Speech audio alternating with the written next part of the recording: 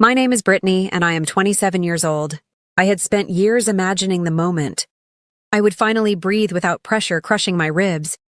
The day I would choose myself without apology. And that moment arrived quietly the morning I quit my job. There was no dramatic speech, no slammed door, just a calm email and a trembling finger hovering over the send button. For years I had worked overtime, swallowed insults from clients, and lived inside a schedule that treated my life like an afterthought. I told myself it was temporary, that exhaustion was the price of stability. But stability never came, only deeper fatigue. So I walked away. 3 weeks later, after draining my savings and terrifying every practical voice in my head, I bought my dream beach house to heal. It wasn't a mansion, not the kind splashed across magazines, but to me it felt like a miracle made of sunlight and salt air. The windows opened to endless blue water, waves whispering instead of traffic screaming.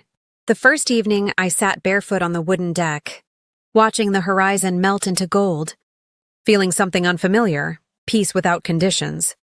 That night, just as I began to believe I had escaped the noise of my past, my phone rang. My mother's name lit the screen, and a knot instantly formed in my stomach. I almost ignored it, but guilt is a stubborn habit. I answered. She didn't greet me. She didn't ask how I was. Her voice carried the same authority it always had, the tone that assumed my compliance before I spoke. We're moving in tomorrow. Your dad said it's fine. For a second, my mind refused to process the sentence. The words floated there, absurd and heavy. I just froze. The room suddenly felt smaller, the air tighter, as if the ocean itself had retreated. I managed a weak, confused laugh, thinking it had to be a joke, but silence answered me. Then she even added, colder, sharper. If you don't like it, you can find somewhere else. The audacity of it hit like a physical blow. This was my house, my risk, my fragile attempt at rebuilding a life that had never truly belonged to me. Yet somehow, in her mind, it was already theirs. My hands shook so badly I had to grip the edge of the kitchen counter. Old emotions rushed back. Anger, disbelief, that familiar childhood helplessness. Growing up, my parents had always treated my achievements like communal property. My scholarships were family victories. My salary was family support. My boundaries were inconveniences. Distance had not changed their expectations. It had only delayed them. I could hear my father faintly in the background, not speaking, just existing as silent reinforcement. That hurt more than if he had argued. I should have protested. I should have shouted. Instead, years of conditioning forced politeness into my voice. I asked questions I already knew the answers to. How long? Why? What about my space? My mother brushed everything aside with casual entitlement. Speaking of my home like a vacation, rental they had booked. When the call ended, the house that had felt like sanctuary minutes earlier now felt invaded, contaminated by the weight of their arrival. I paced the living room for hours, rage and panic wrestling inside me. Selling the house was impossible. Letting them take over was unthinkable. Every scenario left me cornered. But beneath the fear, something else began to form. A slow, steady clarity. For the first time in my life, I wasn't trapped in their house, under their roof, dependent on their approval. This time the ground was mine. The rules were mine. And suddenly the trembling stopped. The anxiety hardened into resolve. If they wanted to claim my peace, they would have to confront a version of me they had never met. By dawn, my shock had transformed into a plan. I replayed my mother's words, "We're moving in tomorrow," over and over, not as a threat, but as a countdown. They expected obedience, accommodation, surrender. They expected the same Brittany who bent, who adjusted, who sacrificed. They had no idea how much I had changed, how much silence had taught me. As sunlight flooded the room, I stood at the window, staring at the waves rolling endlessly forward, unstoppable, unapologetic. My parents believed they were arriving to occupy my home. In reality, they were walking directly into a lesson years in the making. My hands shook, but I smiled. I prepared a surprise for their arrival. Morning arrived wrapped in a deceptive calm, the kind that makes everything look harmless just before something irreversible happens. I woke early, not from anxiety, but from a strange electric focus. The plan I had shaped through the night sat firmly in my mind, clear and immovable.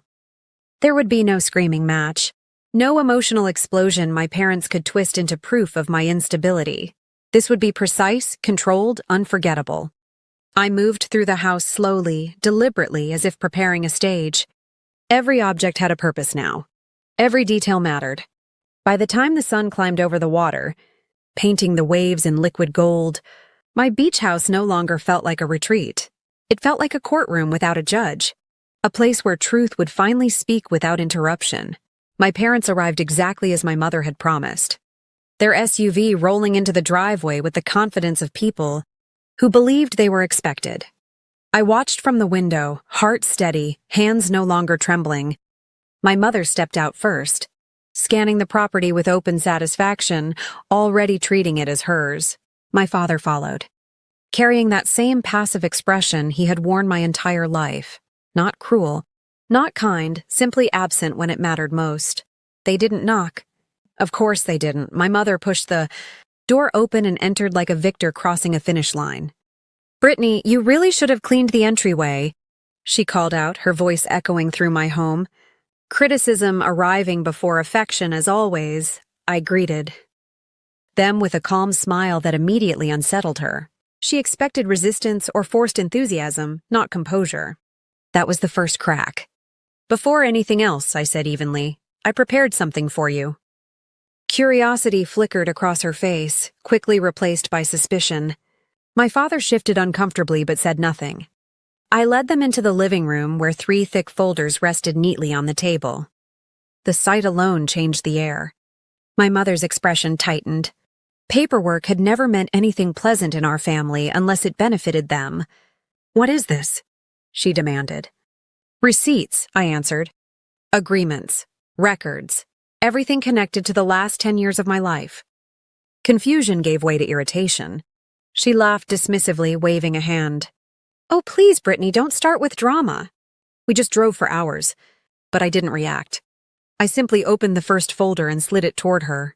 Inside were pages upon pages, bank transfers, loan repayments, utility bills, medical expenses, insurance coverage, even documented conversations, numbers, dates, evidence.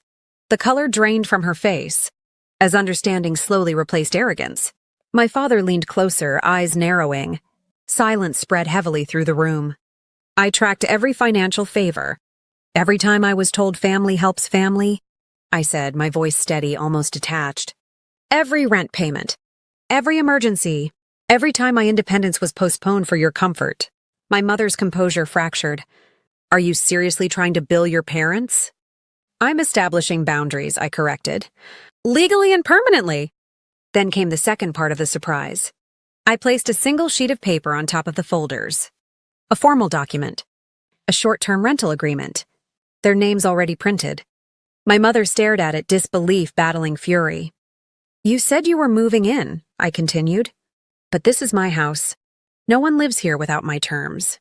If you stay as tenants. Temporary, conditional, respectful." The explosion I had expected finally came. My mother's voice rose, sharp and incredulous. Accusations pouring out. Selfish, ungrateful, ridiculous. The familiar arsenal of guilt and outrage. But something extraordinary happened. For the first time, her words had nowhere to land. They no longer controlled anything. The house, the situation, me. My father, usually silent, spoke at last, his voice strained. "Brittany, this is extreme." "No," I replied quietly. "What was extreme was assuming you could take my life whenever it suited you." The confrontation stretched painfully, reality pressing against expectations that refused to collapse gracefully. My mother's anger eventually gave way to something rarer, uncertainty. She looked around the room not with ownership, but with the dawning recognition of exclusion. They had arrived believing authority traveled with them. Instead, they had encountered a closed system they could not dominate. "I love you," I said finally, and the sincerity of it stunned them into silence. But love without respect is just control wearing a kinder mask. That ends here. No shouting followed. No dramatic storming out. Just a heavy, uncomfortable stillness as my parents stood there. stripped of assumptions they had carried for decades. The balance of power had shifted so completely it left no room for argument. They could accept my terms or leave. For once, the choice was entirely theirs, and entirely powerless. When they walked back toward the door, my mother looked smaller, my father older. Not defeated, but confronted by something unfamiliar: consequence. I watched them drive away from the deck where I had once dreamed of peace, the ocean roaring softly behind me like quiet applause. The fear that had defined my life for so long dissolved into something lighter, stronger certainty. Some victories are loud, explosive, cinematic. Mine was silent, precise, and far more devastating. Because the welcome I prepared was not revenge, not cruelty, not rage. It was independence, documented and undeniable.